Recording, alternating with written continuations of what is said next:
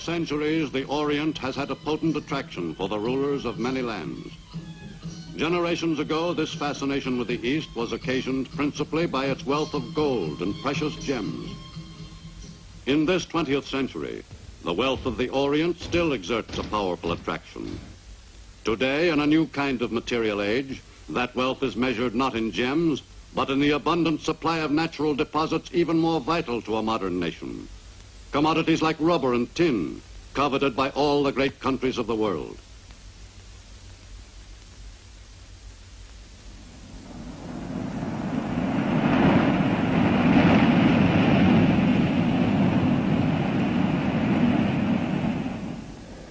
In Washington, in March 1935, an important new chapter was begun in the history of a group of 7,000 islands, lying some 10,000 miles away in the Pacific. The Philippines were represented at the White House ceremony by the President of their Territorial Senate, Manuel Quezon. With the signing by the President of the Philippine Constitution, we have witnessed the birth of a new nation. The people of the United States and the people of the Philippine Islands have been conducting together a great experiment. And during the period of the Commonwealth government, this experiment will continue until the ultimate withdrawal of the United States sovereignty and the establishment of complete independence. But on the other side of the world, Japan had no such altruistic intentions toward its neighbor to the south. During the 1930s, the Japanese were preparing for the day when they would take away independence, not grant it.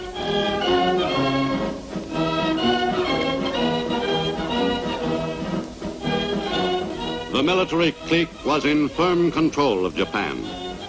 Steeped in the tradition of such military heroes as Admiral Heihachiro Togo, who had annihilated the Russian fleet in 1905, the military forces grew increasingly strong and assumed a more and more dominant position in the public consciousness.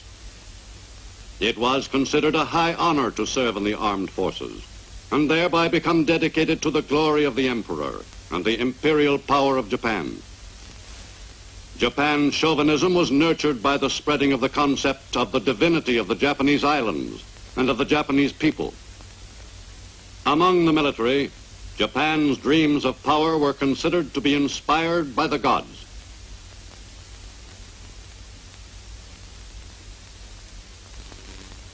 The acceptance of the militarists in the Japan of the 1930s was attributable partly to the fact that no wars had ever been fought on the Japanese homeland. The propaganda of the militarists presented war as a succession of glorious deeds and of heroic sacrifices made for the honor of their ancestors and in the name of their emperor. Soon, Japanese military leaders began to assume the stature of minor gods themselves. With this growing support of the militarists, the Japanese Empire moved closer and closer to a large-scale war, a war which might well involve all the peoples of Eastern Asia and Oceania. From the heart of Japan, the Philippine archipelago was only 1,500 miles distant.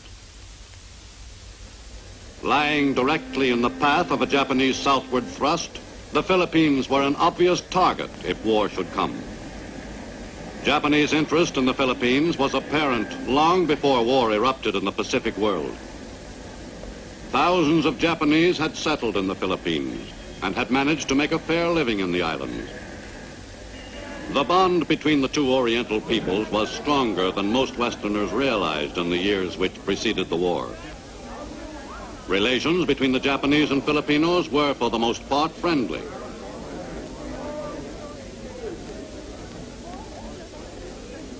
In many ways, the Japanese contributed to Philippine development. They conducted experiments in the planting and cultivation of abaca, from which hemp is made. The introduction by the Japanese of improved methods of stripping and baling the product helped stabilize the hemp industry. The Japanese produced more than 1/4 of all Philippine hemp, and it was largely top-grade hemp. Many industrious Japanese immigrants were among the most successful fishermen in the Philippines. Even the Filipinos admitted that the average Japanese fisherman was the equal of about 8 Filipinos.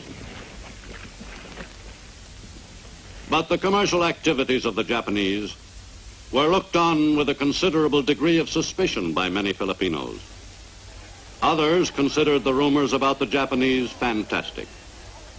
Of greater concern to a large percentage of the native population was the progress being made toward Philippine independence. The islands had been moving slowly toward that national freedom for several decades. These stirrings were stimulated by alert statesmen like Manuel Quezon, who had represented the Philippine territory in Washington from 1909 to 1916, and Sergio Osmeña, an attorney who had become Speaker of the Territory's Assembly. In the 1930s, Quezon developed into the most popular political figure in the islands. In November 1935, in Manila, the inauguration of the first president of the Philippine Commonwealth was celebrated before an audience of several representatives of the U.S. government and a gathering of proud Filipinos whose dreams of independence were gradually coming true. President Quezon worked toward the extension of the Philippine educational facilities. The University of the Philippines was to be the molder of the Filipino mind, was to produce men and women of character and wisdom trained in the arts and sciences, men and women who could assume leadership in the embryonic Philippine Republic. Philippine education had benefited enormously by U.S. supervision. The public school system, organized soon after the Americans took Manila, had been modified during the 1930s to meet the needs of new generations of Philippine citizens. The judicial system, which was established in the Philippines during the American regime, was patterned after that which existed under Spanish rule. In certain types of cases, a decision of the Philippine Supreme Court could be appealed to the U.S. Supreme Court. In 1934, it was ordered further that all cases involving the Constitution of the new Commonwealth be subject to review by the U.S. Court. In 1940, a bicameral legislature was provided for in a series of amendments to the Constitution. The Commonwealth's government now closely resembled in structure the government of the United States. Gradually, the Philippines were approaching the capacity for self-government. In the 1940 amendments, the term of office of the Commonwealth's president was shortened to 4 years.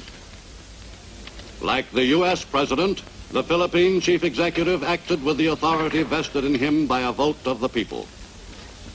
The Philippine president was granted broad executive powers to enable him to rule effectively in critical periods.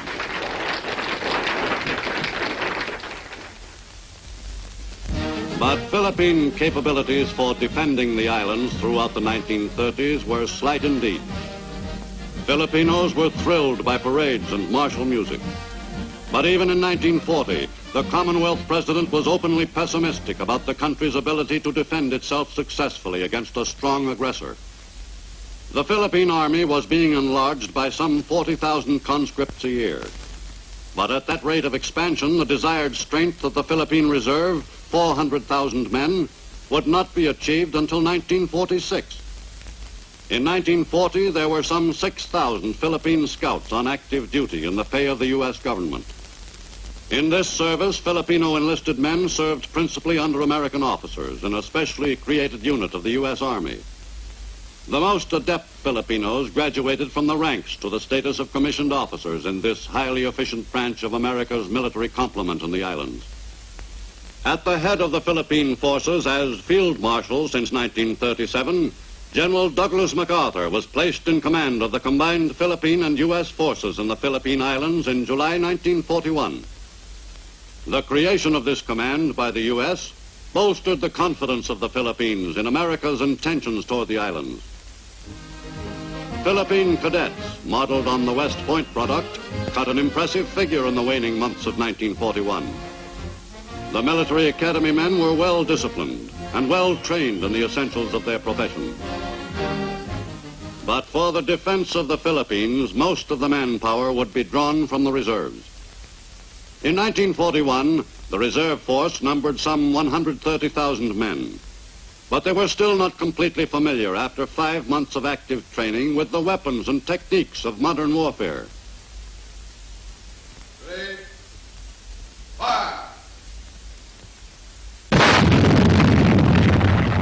To supplement U.S. Army forces in the Philippines, the 4th Marine Regiment had arrived from its China station in early December 1941.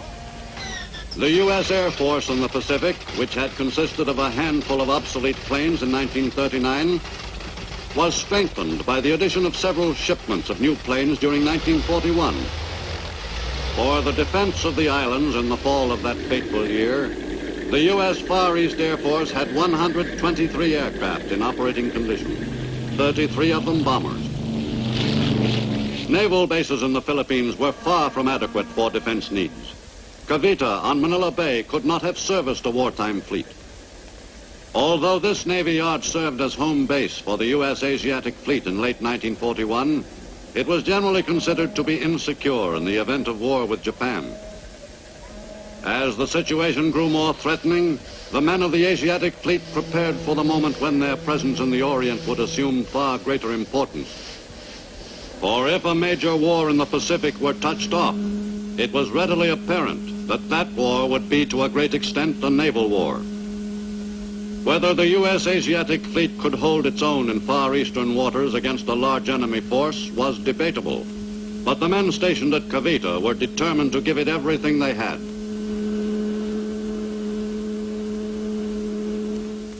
For peace in the Pacific, time was running out.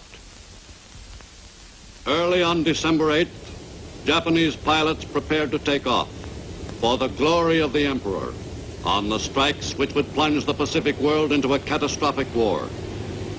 When Nippon embarked on its program of large-scale conquest, its forces were ready to lash out immediately at a number of targets of prime importance.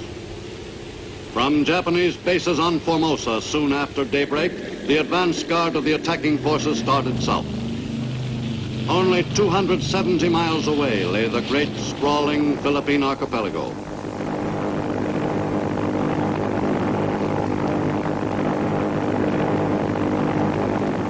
The attack plan called for strikes against a number of U.S. airfields scattered throughout the island.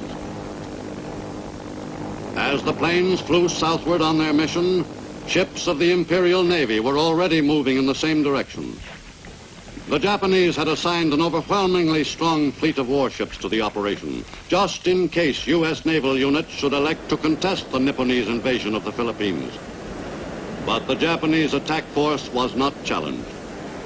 In those early moments of World War II in the Pacific, it seemed to the men of the assault groups that a Japanese victory would surely come to pass.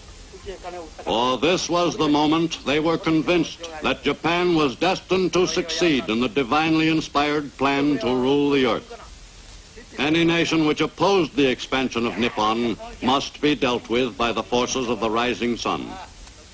How unfortunate for the enemy that he should be foolish enough to oppose the Emperor's warriors. In little more than 12 hours, the invasion of the Philippines would be launched. Japan's program of conquest had been set in motion. The fate of the Pacific world was in the balance. The Japanese invasion of the Philippines was conducted on schedule. The first landing was made on December 8th. And during the 2 weeks following, beachheads were successfully secured at 6 points in the archipelago. The Nipponese assault troops had been well prepared for this kind of campaign. On Luzon, the principal island, the strategy called for the forces which had landed at several points to drive toward Manila and seize that objective. The main strength in that push was provided by the assault group which invaded the island at Lingayen Gulf, 110 miles from Manila, across central Luzon.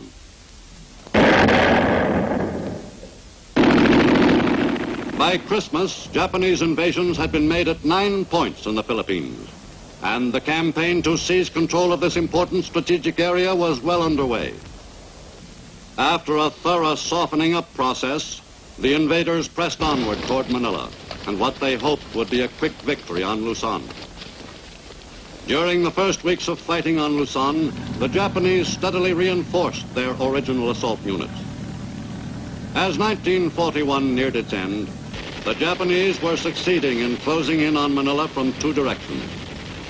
The Japanese plan for choking off the Philippine capital was working perfectly.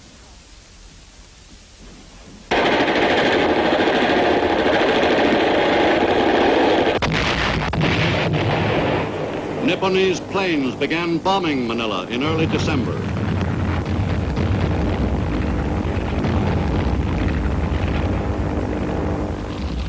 The air attacks continued as the invading ground forces drew closer to the Philippine capital.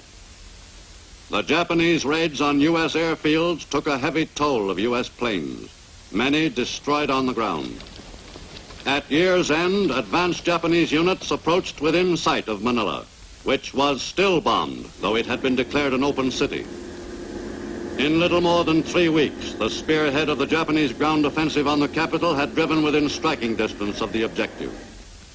Evacuated by its defenders, Manila was the invaders for the taking. The Philippine capital passed into the hands of the enemy on January 2nd, 1942. The Nipponese claimed they were liberating the island, but most Filipinos scarcely considered it liberation. Japanese propaganda units went into action at once, spreading the doctrine of Asia for the Asiatics. Are we not all of the Far East, they asked. The advantages of life in the greater East Asia co-prosperity sphere were dinned into the consciousness of Filipinos of all ages. Mga kababayan, ang mga Hapon ay hindi nating kalaban. Some Filipinos helped the Japanese in their campaign.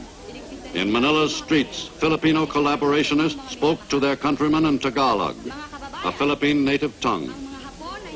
The conquerors blamed the Philippines' troubles on the U.S. But their campaign was not an overwhelming success. Most Filipinos remained unconvinced. They remembered the story of Japanese rule in China and Manchuria. The greater East Asia propaganda continued throughout the occupation, but it needed strong backing. In mid-March, with the enemy in control of almost all of Luzon, General Douglas MacArthur, the American commander, left the island on orders from Washington and assumed new duties in Australia. The general arrived on the down-under continent to take over the preparations for mounting an offensive against the enemy at the earliest opportunity. The general's family, part of the small group which had made the hurried journey from the Philippines, remained as close to him as his military associates during those trying wartime years. This was only the first stop in a series of moves which would eventually lead the MacArthurs north again. The early months of 1942 were decisive ones for the U.S. The new commander of the Southwest Pacific Theater, General MacArthur, began at once to supervise the buildup of an offensive force. And the people of Australia were heartened at this evidence that the U.S. planned to build up its military strength in Australia. The presence of General MacArthur had a reassuring effect on all Australians, including the Prime Minister himself. In Manila, the start of the Japanese occupation was celebrated by the invaders with a parade through the center of the city. The seizure of the Philippine capital gave the Nipponese more satisfaction than most of their other conquests. Most gratified of all was the Japanese commander, General Masaharu Homma, to whom this day was one of the most memorable of his military career. General Homma would have found it hard to believe that this city, whose people regularly paid him deference on Japanese proclaimed holidays, would 4 years later be the setting for his execution for war crimes. But during early 1942, it was hard for the Filipinos to see beyond the Japanese occupation, to visualize their country again free from the yoke of the conqueror. Under Japanese rule, some Filipinos openly collaborated with the invaders. A few of these opportunists, striving for favor with the conquerors, had held important posts in the government of the Philippine Commonwealth before the fall of Manila prompted them to become Far Eastern quislings. Most active of the Filipino collaborationists was Jose Laurel, former Associate Justice of the Philippine Commonwealth Supreme Court. Laurel became a spokesman for the Japanese, and for his labors was subsequently rewarded by being made puppet president of what the Japanese euphemistically termed the Independent Republic of the Philippines. Soon after the invaders gained control of most of the Philippines, the produce of the country attracted their attention. A program of systematic looting of the island's products began.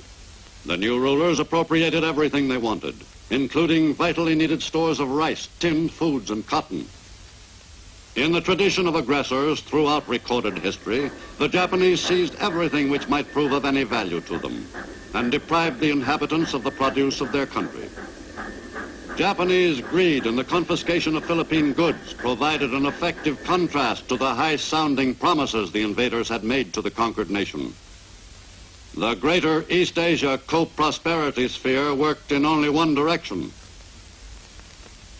In late April 1942, Corregidor in Manila Bay was the last outpost to resist the Japanese invaders of Luzon. For almost a month, the Japanese bombarded the island fortress with every weapon at their command.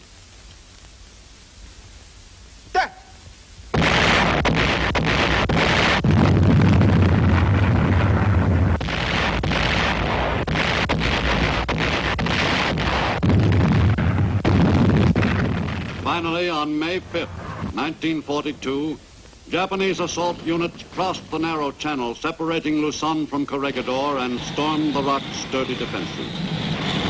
After nearly 24 hours, fighting on the island ceased on May 6th. That afternoon, General Jonathan Wainwright, the American commander, met with General Homma on nearby Bataan Peninsula to effect the surrender. At first, the American commander surrendered only those forces on Corregidor and neighboring islets in Manila Bay, but not the American units still fighting the Japanese elsewhere in the Philippines. Later, however, General Wainwright was forced to surrender all his Philippine units, and in a tremulous voice he announced his action to them over the Japanese-controlled radio. The historic statement was recorded by the gloating conquerors. This is Lieutenant General J.M. Wainwright. To put a stop to further useless sacrifice of human life on the fortified islands, yesterday I tendered to Lieutenant General Conway, the Commander-in-Chief of the Imperial Japanese Forces in the Philippines, the formal surrender of all American and Philippine Army troops in the Philippine Islands. This decision on my part, it was realized, was forced upon me by means entirely beyond my control. General Homma, the Beast of Bataan, soon set out to visit the scene of the epic battle for the island fortress. After a difficult campaign which had lasted 5 months, the invaders had finally succeeded in overpowering the remnants of the American Luzon force. The final battle had been one of the most bitterly fought defenses in history. The victorious Japanese inspected the area with interest. The valiant stand made by the U.S. 4th Marine Regiment, with a mixture of soldiers, sailors, and Filipinos attached, will never be forgotten by the Japanese who participated in the battle for Corregidor. The victors were especially curious about the weapons which had caused them so much trouble before the assault troops overran the island's defenses. After the capture of Corregidor, the Japanese quickly gained control of all the Philippines. In the United States, a month later, the Philippine Commonwealth government was represented by its president in exile, Manuel Quezon. The first steps toward Philippine independence, so hopefully planned 7 years earlier in Washington, had received a staggering setback. But with the support of the United States, the Philippines would fight on against the Japanese aggressors to a final victory on some glorious future day. I shall not tell the government and people of America what they should do by us in the days to come. Ruin and destruction have neither daunted our spirit nor lessened our faith in America. During early 1942, the toughest job the U.S. faced was containing the Japanese overwater advance. That job was the Navy's.